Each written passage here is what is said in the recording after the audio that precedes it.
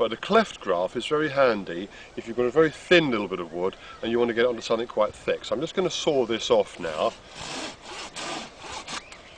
and split this. If you can come and see what I'm doing here. No, I'm going to split it horizontally. I once did this vertically and it didn't work. The grafts fell out. So just carefully rocking the knife down. Okay, see what I've done? There's your cleft. And I'm just going to cut the scion wood to the right shape and then shove it in. You might need to just use this to open it slightly. And you see what you're trying to do is focus on there. You can wedge the live wood, the actual rind, the cambium. So live wood on the outside to live wood on the grafted bit. Okay, sorry, I'm not making a lot of sense. You can see what I'm doing, fumbling my words as I do. Something like I'm doing something and talking as well. Cut that to a nice wedge. Shove it in. Okay. No, it's not quite right. So do it again. Whenever you're doing this, if it's not quite right, do it again. Okay, you see what I've done now? That's a rind. No, it's not a rind graft. I've just showed you one rind graft earlier. That's a cleft graft. Okay. So I'm just going to fill that gap in with a bit of the wax. I've worked until it's soft down the outside here. And the beauty of this, one of the beauties of this, is that the tension is holding this together very nicely. So we don't need to tie it in. These are held very nicely by the tension. Another beauty of this particular graft is that you can, if you've got very, very thin wood, grafting wood, and you've got a thick bit of branch to graft it onto, you can do it with this. It's not a very pretty way of doing it, but it works. I'm just going to put a bit of tape over this. It's not absolutely essential to do this, but I think it's wiser to do so.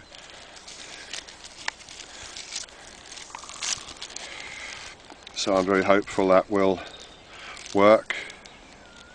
Just to show you how quick and easy this is, I'm going to do another one just here. Okay. Don't normally throw the saw down like that, but there's my knife, there's my favourite knife. Okay, just going to split this again horizontally. Okay, just split that horizontally. Bit of wood, scion wood, which you cut earlier in the year, probably February.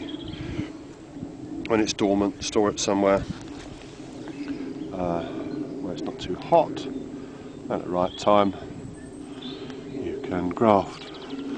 Okay, that's one. You always do two here to fill the hole up properly. Later on in the year, if they're both grown away, you might remove one, but you always put two in. So begin with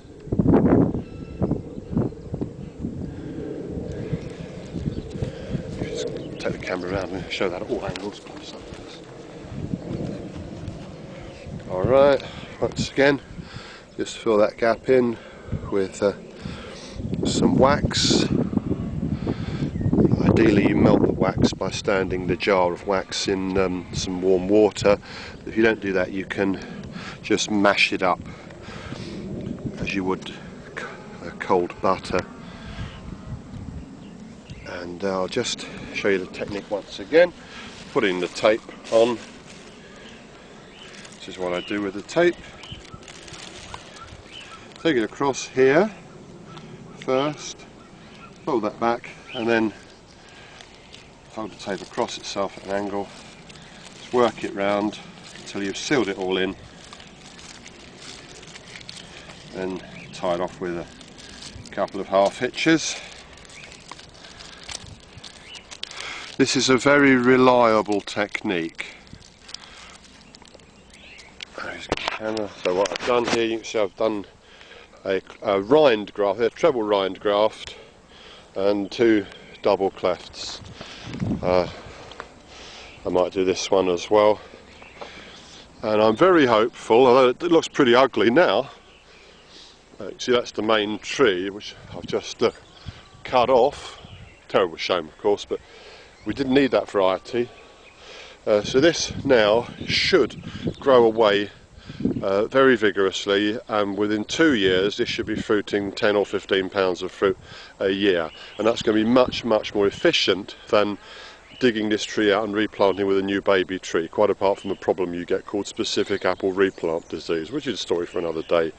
So grafting isn't difficult. It's too late to do it this year, but you'll be able to do it next year, and I'll hopefully show you these trees to see how they go later.